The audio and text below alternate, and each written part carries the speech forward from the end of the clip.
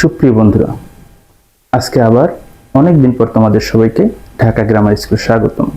আজ আমরা গ্রামারের একটা অত্যন্ত গুরুত্বপূর্ণ বিষয় শিখব, সেটা হচ্ছে দেয়ার। চলো দেরি না করে আমরা আমাদের ক্লাস শুরু করি। তাহলে আমাদের আলোচনার বিষয়বস্তু হলো দেয়ার। এখন বন্ধুরা, দেয়ার কখন ব্যবহার করব আমরা, এটা একটা অত্যন্ত গুরুত্বপূর্ণ বিষয়। তোমরা দেখো, আমি বাংলায় লিখতেছি, কোথাও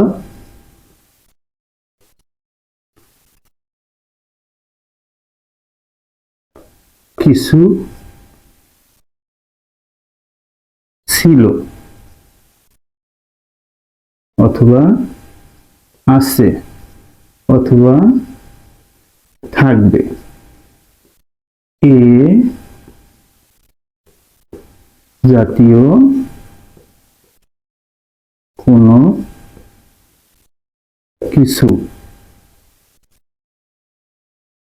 বোঝাতে আমরা কি করব? দেয়ারের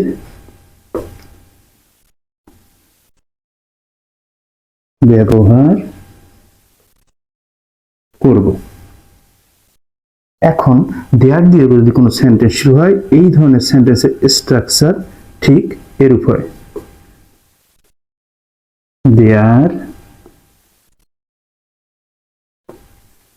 এরপরে থাকবে বিভার, এর নাউন ফ্রেজ।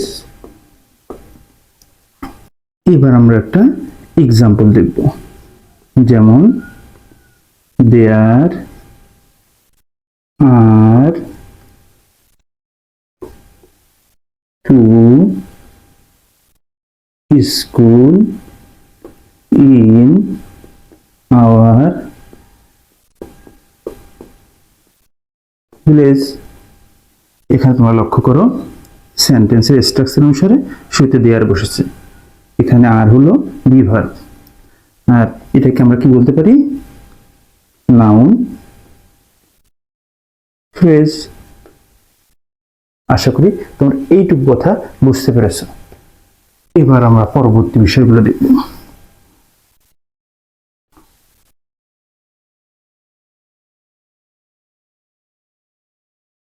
এখন আমরা দেয়ার তিন ধরনের টেন্সে ব্যবহার করতে পারি। প্রথম হলো প্রেজেন্ট টেন্স। দেখো বন্ধুরা, সিঙ্গুলার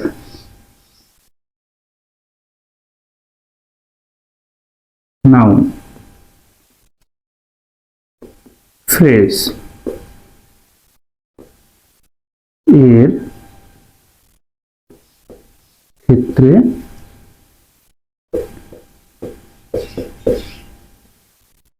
দেয়ারের ঠিক পরে বি ভার্ব হিসেবে প্রেজেন্ট টেন্সে ইজ বসে। এখন সিঙ্গুলার নাউন ফ্রেজ আমরা অবশ্যই বুঝি। এর একটা এক্সাম্পল আমরা দেখি। There is a school in our locality. এখন এখানে দেখো, স্কুল হলো নাউন, কোথায়? আমাদের এলাকায়। তাহলে এটা পুরোটাই কি হচ্ছে? Noun phrase. এখন বন্ধুরা তোমরা লক্ষ্য করো, এখানে কয়টা স্কুল? একটা স্কুল। তাহলে এটা কি হয়ে গেল? Singular noun phrase. আর যদি কোনো সেন্টেন্সে সিঙ্গুলার নাউন ফ্রেজ থাকে, তাহলে প্রেজেন্ট টেন্সের ক্ষেত্রে আমরা দেয়ার এর পরে বি ভার্ব হিসেবে ইজ বসাবো। আর যদি প্লুরাল নাউন ফ্রেজ হয়, সেক্ষেত্রে কি বসবে? আর এর একটা এক্সাম্পল আমরা দেখব, দেয়ার, আমরা এখানে বোঝার সুবিধাতে শূন্যস্থান দিলাম, টু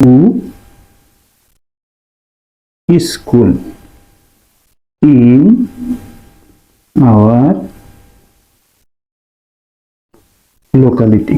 এখানে দেখো অনুরূপভাবে এটা হচ্ছে নাউন ফ্রেজ, আর এটা মিলে হয়ে গেল প্লুরাল নাউন ফ্রেজ। তাহলে প্লুরাল নাউন ফ্রেজ হলে আমরা জানি কি বসে, বি ভার্ব হিসেবে প্রেজেন্ট টেন্সের ক্ষেত্রে আর বসে। আশা করি বন্ধুরা তোমরা এই কথাটি বুঝতে পেরেছো।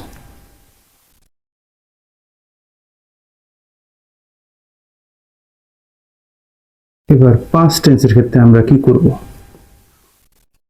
পাস্ট টেন্স, এখানে দেয়ার এর ক্ষেত্রে আমরা সিঙ্গুলার নাউন ফ্রেজে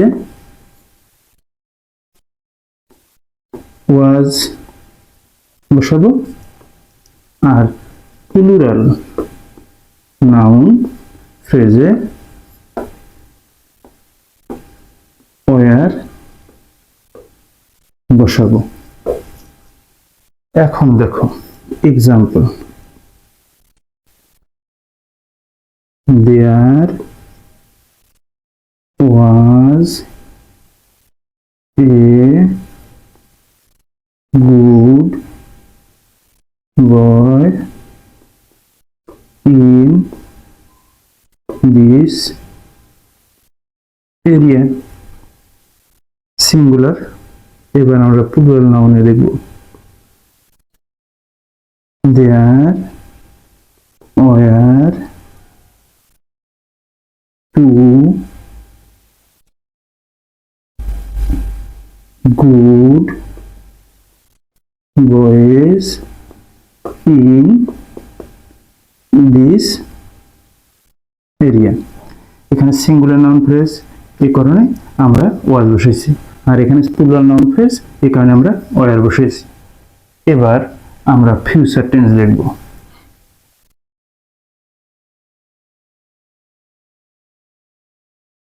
এবার আমরা প্রেজেন্ট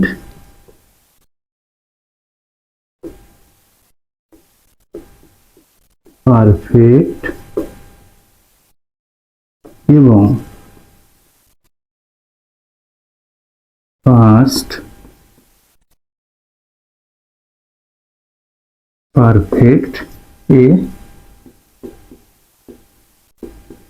দেয়ার এর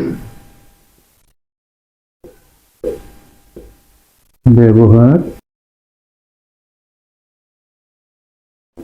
দেখব।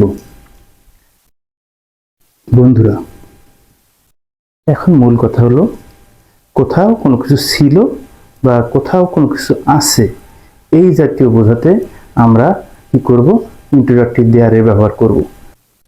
দেয়ার প্রেজেন্ট পারফেক্টের ক্ষেত্রে হ্যাভ অবলিক হ্যাজ এর ঠিক পরে বি ভার্ব হিসেবে বিন বসবে। এখন কথা হলো বিন কেন বসবে?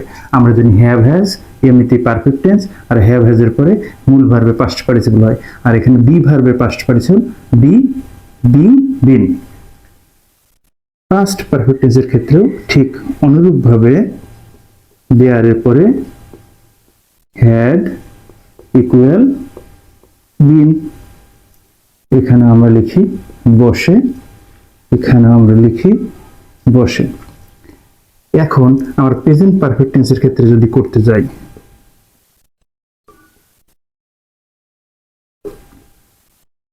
দেখো আমি একটা বাংলায় সেন্টেন্স লিখি, এই পুকুরে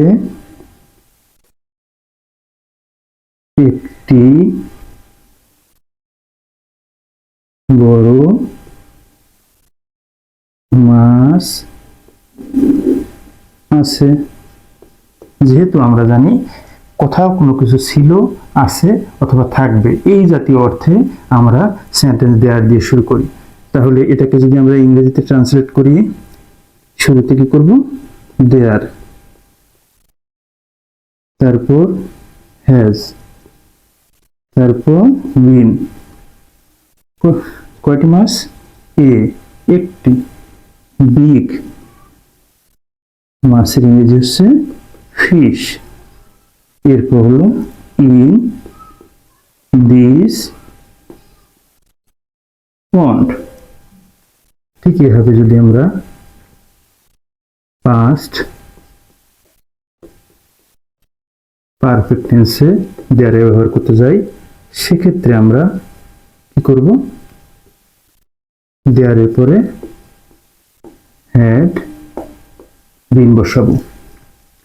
বাংলায় যদি আমরা লিখি এই পুকুরে একটি বড় মাছ ছিল, এটাকে ট্রান্সলেট করলে কি হবে? There had been a big fish in this pond. আশা করি বন্ধুরা তোমরা এটা বুঝতে পেরেছো। এবার আমরা ফিউচার টেন্সে দেয়ারে ব্যবহার দেব। সেক্ষেত্রে শুরুতে ফিউচার ইনডেফিনিট, এক্ষেত্রে হবে দেয়ার